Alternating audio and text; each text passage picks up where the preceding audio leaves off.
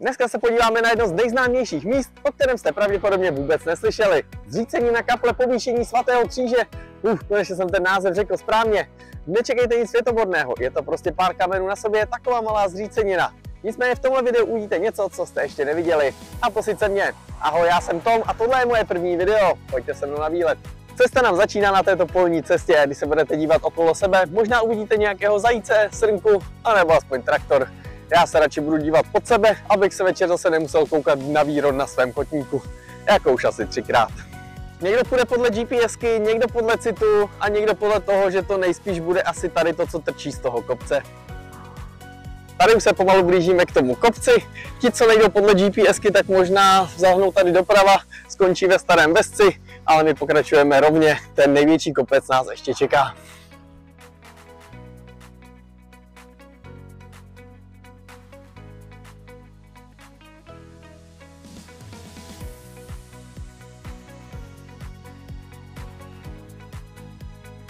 Vždycky, když pak vidím ten kopec před sebou, tak lituju, že se tak přežeru na té snídani. Chceš palačinky nebo vajíčka? Oboje samozřejmě, že jo. Když jdu do takového kopce, tak si připomínám ty dvě motivace, které mám nahoře.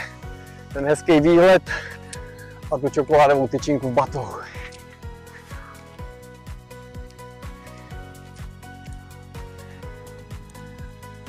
Tak, tady uděláme pauzu u tohoto stromu, protože ten strom není vůbec ničím zajímavý, ale já jsem si chtěl chvilku odpočinout.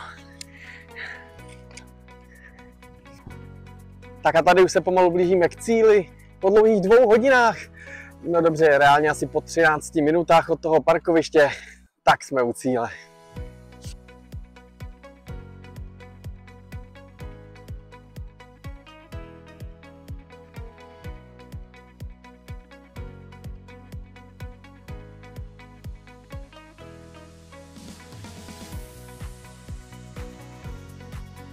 A tady už vidíte ten nádherný výhled, který nám ale kompletně kazí to sluníčko, které svítí přímo proti objektivu, takže jestli tam něco uvidíte, bude to trošku zázrak.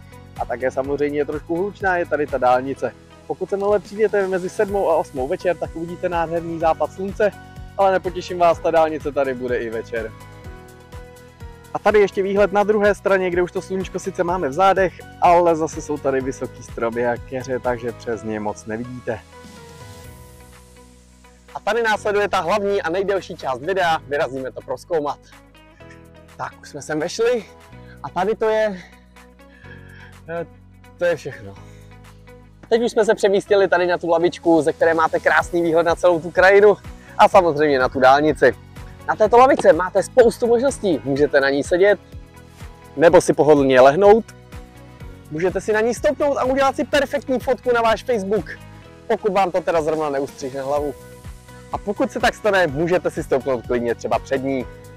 A dokonce, tomu byste nevěřili, můžete stát i za ní. Je to tady opravdu klidné místo, teda až na tu dálnici a na ty komáry. A vosa. Jinak tohle je další místo, kde si můžete sednout a vychutnávat si výhled na tu zříceninu. No a pokud se vám zřícenina zase tolik nelíbí, tak si můžete sednout sem a vychutnávat si pohled tady na ty keře.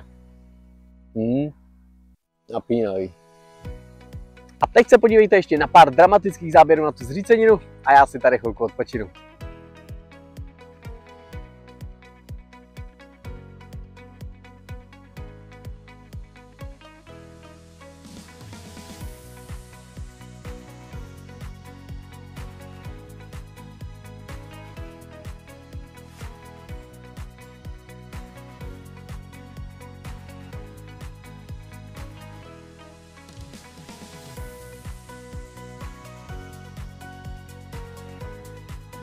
No a na závěr si dáme ještě takovou challenge, já jsem se totiž rozhodl, že ještě seberu poslední zbytky sil a projdu celou tu zříceninu z jedné strany na druhou a vy můžete tipovat, jak dlouho mi to zabere.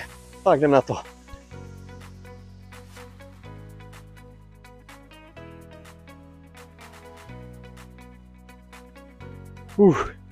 Tyjo, tak bylo to asi 7-8 vteřin záhul.